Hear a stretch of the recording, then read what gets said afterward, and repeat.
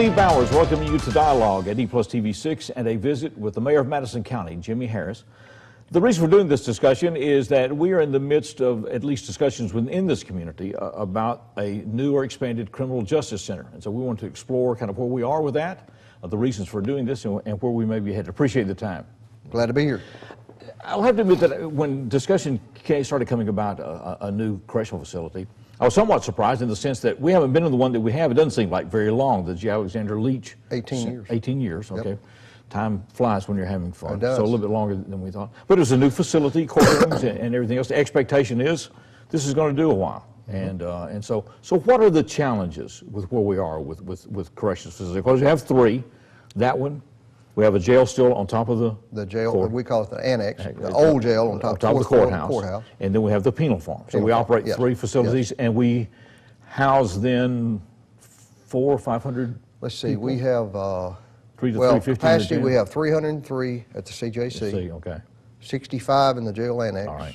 And 85 at the penal farm. Okay. All right. So, and I just dropped the total number, but it's about 400 and about 425, 450. Okay. So what is the challenge here? Why are we looking at a different facility, or what are we looking at? Well, I mean, the reason we are talking about what we're talking about is that our jails are inspected every year, sometimes as many as 2 and 3 times a year. And so we failed our inspection, I believe it was in August of 2014. Okay. Overcrowded.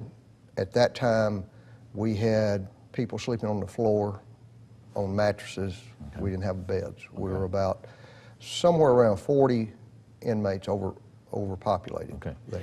Did you expect that, have any idea that was coming, or when you get word that, okay, we have failed inspection, was it like a surprise, or? No, we had been pushing the limit for quite some time. Yeah. So there had been, the state had already expressed some concerns or whatever. They had. We got the and we knew it was just a matter of time because we don't have any control over how many people go into the jail. I mean, that's totally up to the judicial system. But if you look at and you talk about the CJC, which we call the new jail, was opened in 1998. The jail on top of the courthouse that was built in 1935 was closed. Okay, that's right. Because it was anticipated it would not be needed. Because at one time the city had its own jail too, right? They did. Okay. They did. They ceased that operation. I think actually MTAS came out with a finding, or not a rule, but the interpretation of a rule that basically said the county is responsible for all inmates because inmates are in jail because they break a state law. Okay. And so that falls not down a city to the ordinance, a state law. So they're coming to you. So, and then the penal farm goes back how far? Well, actually, the original part of the penal farm was built in 1915.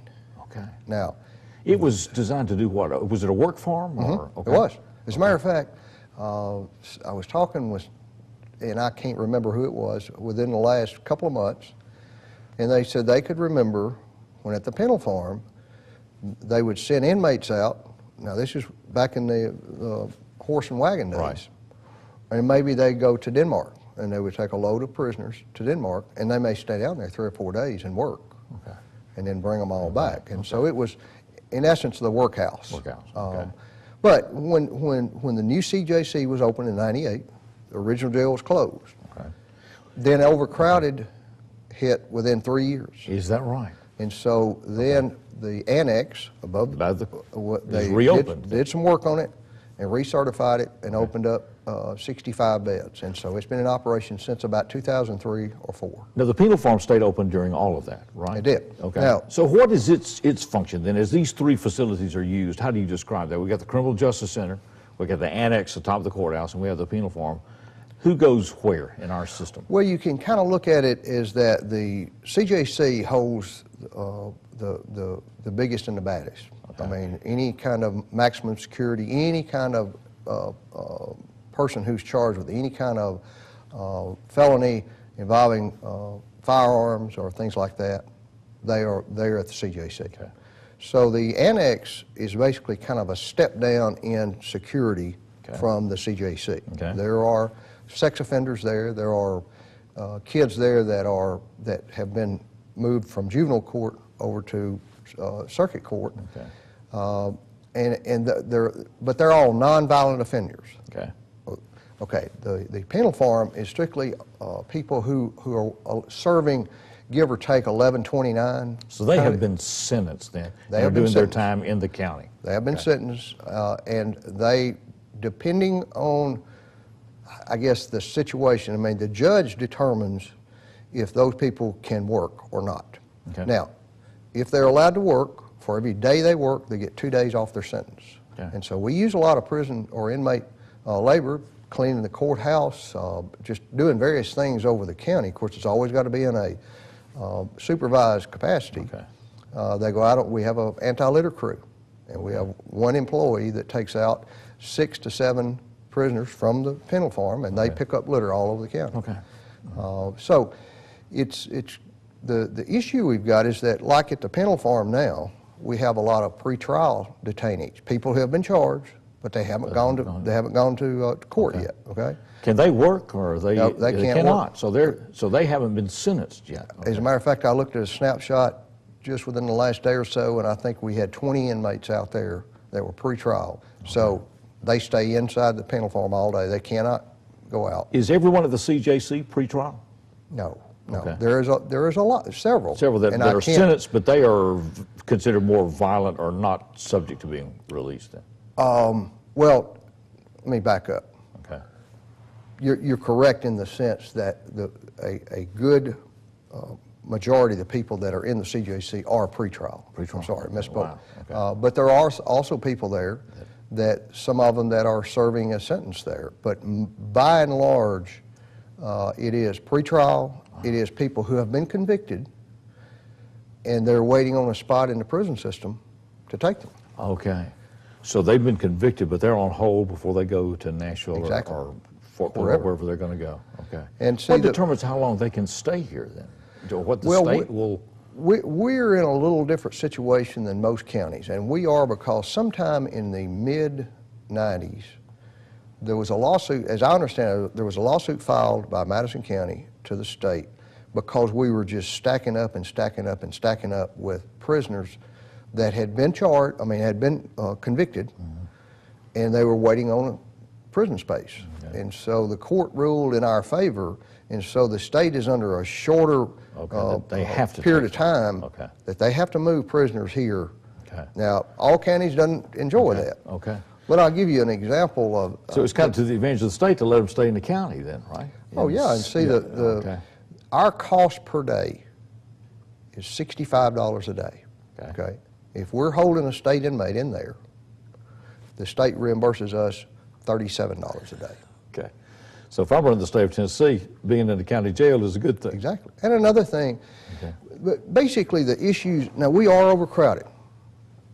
Now that ebbs and flows, but we do not meet the standard today of the number of commodes, the number of showers Okay. required per inmate. Okay. But the real part of the issue is that we desperately, absolutely desperately need to close that annex that's above the courthouse. Okay. If you think about it, that is, that's 80 years old. Okay. And because all, the whole world's changed in 80 years. Right. Okay. So it is a big liability hanging over our head to have inmates on top of the courthouse. If anything would call on fire, whatever. Exactly. So we've got some issues there. But by and large, a part of what's going on within the whole system all over our country, one is recidivism rate. Okay. And that is people who... Hang on to that. Let me get this break in. We'll come and piece this up. Mayor Jimmy Harris is with us, Madison County Mayor, talking about the need for a new or expanded criminal justice center. And we'll talk about kind of what directions we're going, where we're on that process. We'll come back and talk about recidivism and other things. What should a criminal justice center be doing? We'll talk about that next as we continue this dialogue at EPlusTV 6.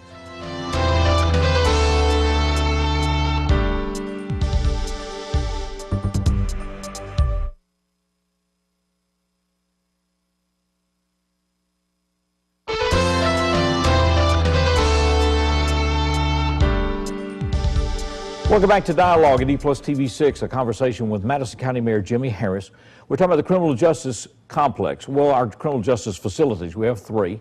The Criminal Justice Center, the J. Alexander Leach Center, the annex that's atop the jail that was originally used atop the courthouse, and then the penal farm that's out in the Westover community, and where we go from here. Well, you talk about recidivism rate because that brings up one of the issues. You know, there is a frame of mind that says, you know, a jail is to lock people up. Exactly. That's what it's supposed to do, and as long as they're locked up and fed somewhat, that's enough. And I used to have that opinion. Okay. What has changed for you? That recidivism rate. Okay. Our recidivism rate averages somewhere between 82 to 86% in our jail. So everybody that's in that jail today, 80% of them there are is, coming give or back. take, 80% chance they've been in that jail before. Or they're coming back later. And a part of that is that if you remember, the state used to have a lot of mental health institutions across the state. I used to live in Hardeman County, yeah, Okay. with over 2,000, 2,500 people at Western Mental Health. Yeah, well, now the state has closed a lot of those.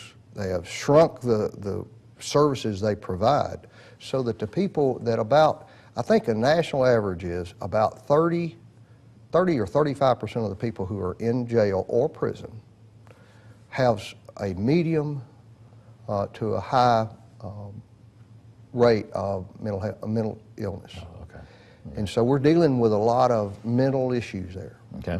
But this recidivism rate, the only way we're going there, and the reason I've changed my mind, lock them up, throw away the key, is because you cannot build enough beds to hold all the people. Okay. You just can't do it. Okay. You've got to turn some direct. You've got to improve that inmate's life so that when they do get out, they have a chance at becoming a productive citizen. Okay. And I think we can have an impact on that recidivism rate, but it's going to take time. And the real key to what we've got to have in order to do that is we got to have space to be able to provide some life courses on people, just in helping them understand what they can do to be a productive person. Okay. Some GED courses. We've got a drug court, but the drug court meets in a courtroom because that's the only space they have to meet. We need an expansion of that because the vast majority of charges in the jail are drug related. Drug related, okay. Do the GED. Teach them some life skills that hopefully once they get out, they can have something that they can grasp onto that is a better life than what they have been doing, and they won't be back in there. Is mental health treatment a part of corrections here now at all? It is. Well, it is. Well, okay. Pathways has a counselor at the CJC, and I'm ashamed to tell you, I can't tell you how many hours, but we contract with them, but I think it's like 20 hours a week. Is there a need for additional space to do that? Oh, absolutely. We have no space to do it in the sense of there's no private spaces within that CJC. So, and as well as medical, we have you think about, we in essence have about 425 patients in the system. Okay. Now, we contracted with Dr. Bates, who now does our medical services. We've got one or two very small exam rooms in the CJC.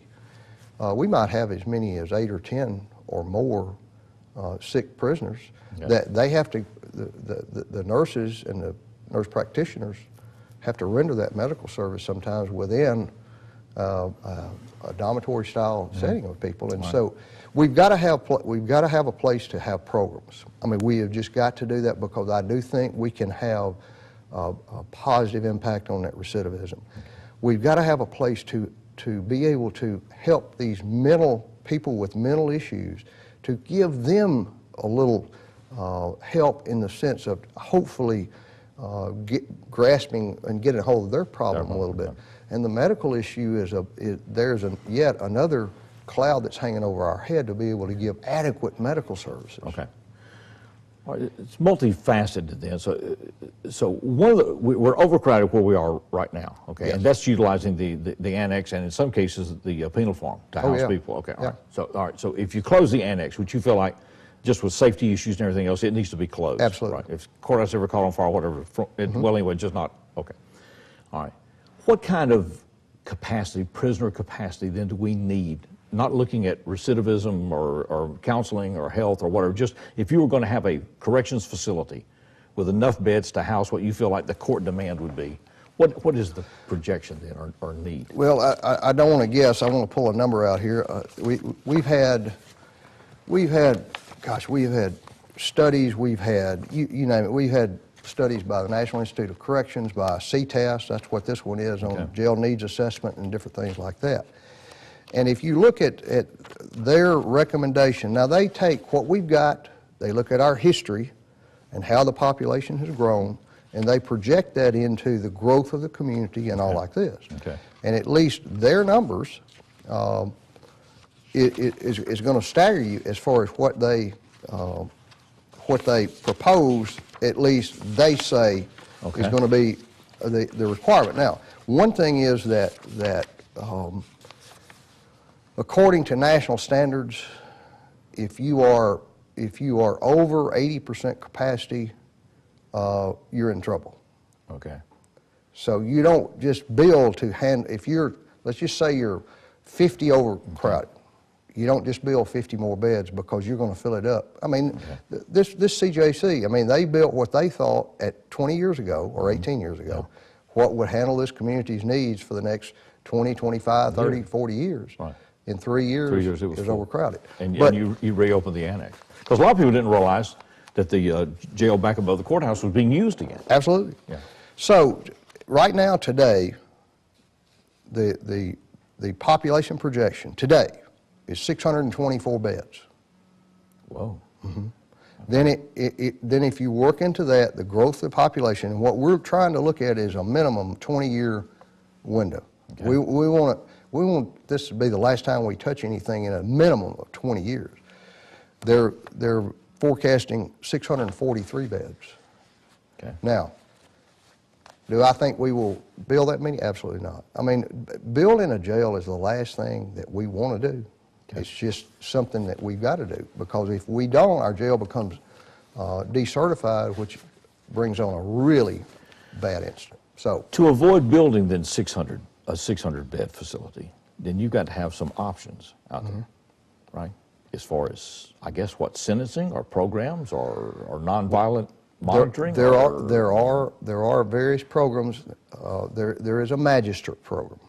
Now, this is something that the judiciary and the Attorney General have to buy into, this system. But it's basically, we hire magistrates who are in that jail.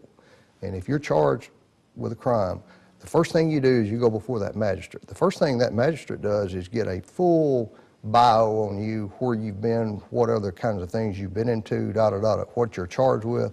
And then there is a chart agreed upon by the judges.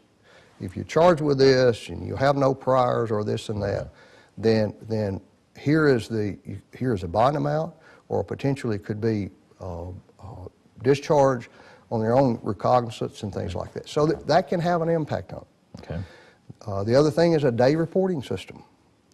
You're charged with something, and let's just say the level is to here, the top of the level. You're charged with something here, then you go to jail, and you go through all the paperwork, and you go to this magistrate or whatever, but they put an ankle bracelet on you, and you can go back home. You can still have your job, but you have to report in every day. Every day. You get drug tested. I don't know that I think it's just sporadically, but I'm sure that it's at least once to twice a week, but you never know when you're going to be drug tested. So, go ahead. No, let me take this break then. So there are options out there. We're talking to Mayor Jimmy Harris. We're talking about corrections and a facility here in Madison County. This is Dialogue at EPlusTV 6.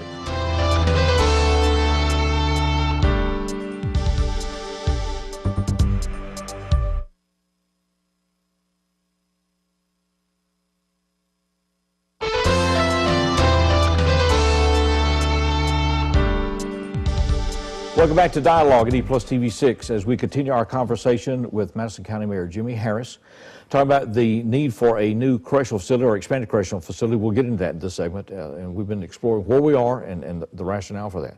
So the studies say we would need 600-plus bed facility. Yes. You don't feel that this county should build something to that extent, that we should look at other options out there as far as, Well, and then a different type of facility, not just housing people, but an opportunity to educate people, take care of mental health issues effectively, cost effectively for the county.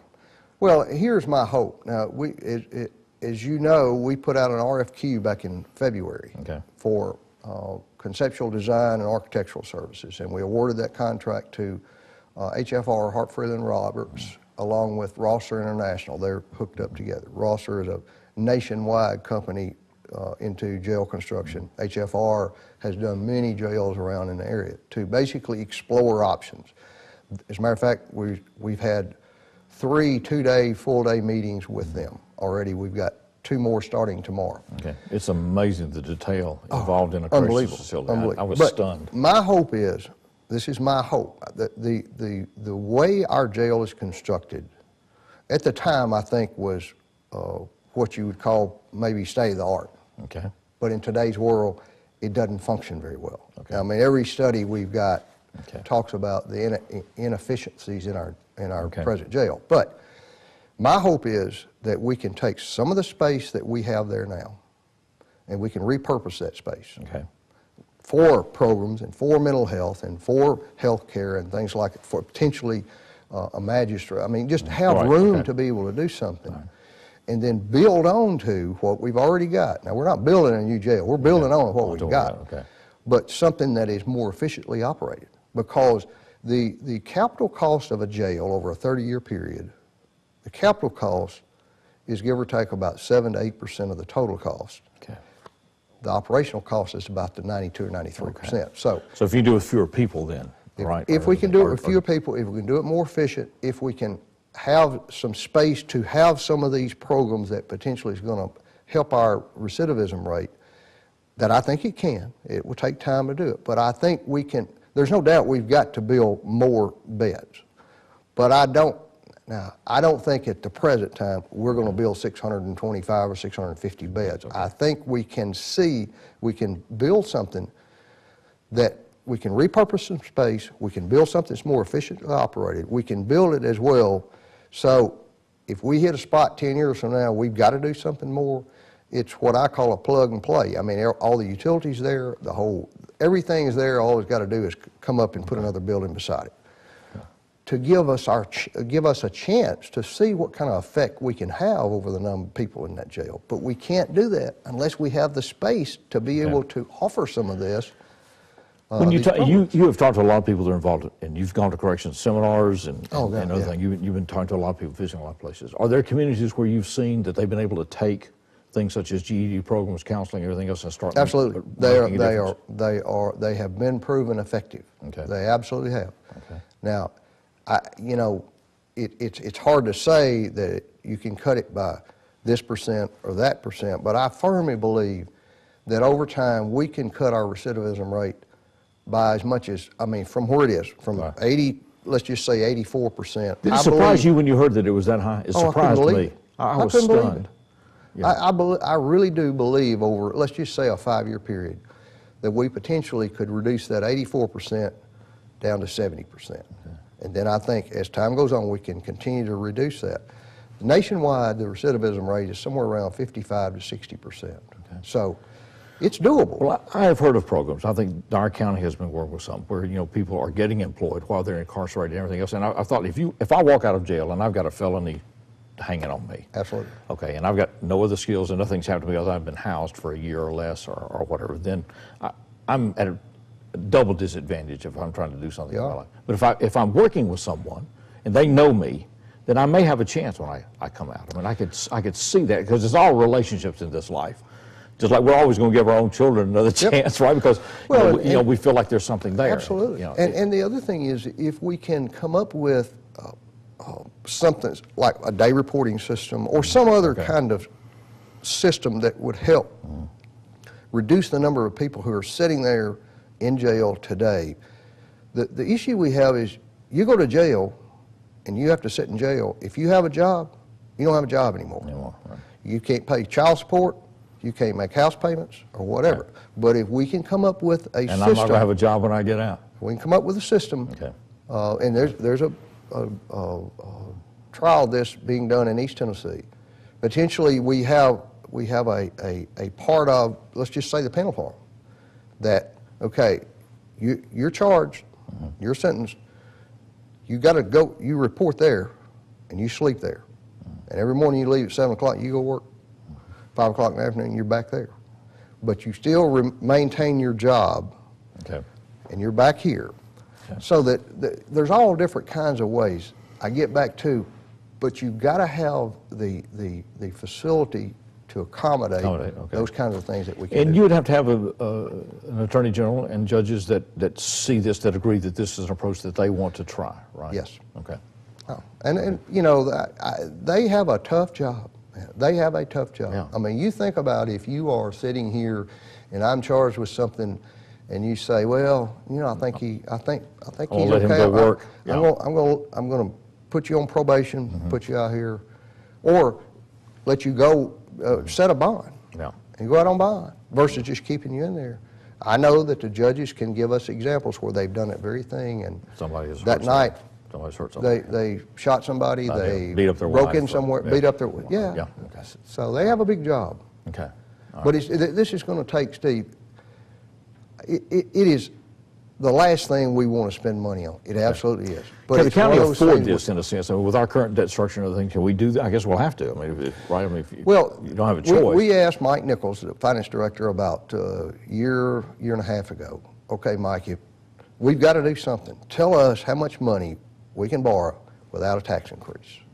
And his number was, he thinks we can handle $30 million. Okay. Now, I can't tell you, Steve, if what we're looking at will cost $22 million or $42 million. Okay. But we're gonna move as much as we can towards doing this without a tax increase, because it's just something we need to do. We need to do for the taxpayers of this community, and we're going to spend our money wisely. But it's expensive. So. Okay. It is expensive. Okay. Process continues and underway. I did have an opportunity, thanks to your invitation, to sit in on part of it.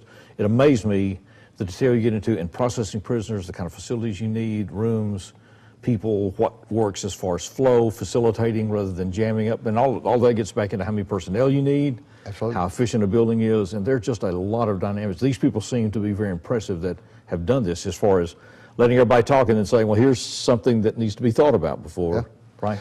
Well, and tomorrow, one of the things, they're bringing engineers and they're bringing all kinds of electricians, plumbers, you name it, and they're going through our existing facility. Okay. And we already know we've got a lot of physical issues with the building, plumbing, HVAC, things like that. Okay. So it's going to work. There would work have to be done on that facility anyway.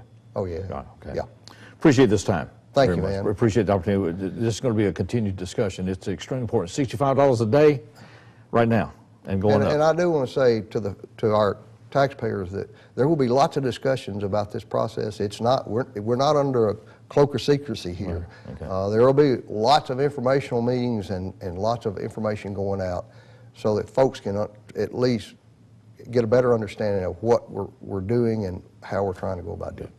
We appreciate the time, Mayor Harris and his leadership of this county and all that are involved in this. I mean, when Dale Jameson, many people worked to get that Justice Center built many years ago, and Dr. Leach found the property for it and evaded another controversy. So it's a continuing process here. Thank you, Mayor, for being with us, and thank you for being with us. Stay with us here at EPlusTV 6, because this is the place where the dialogue continues.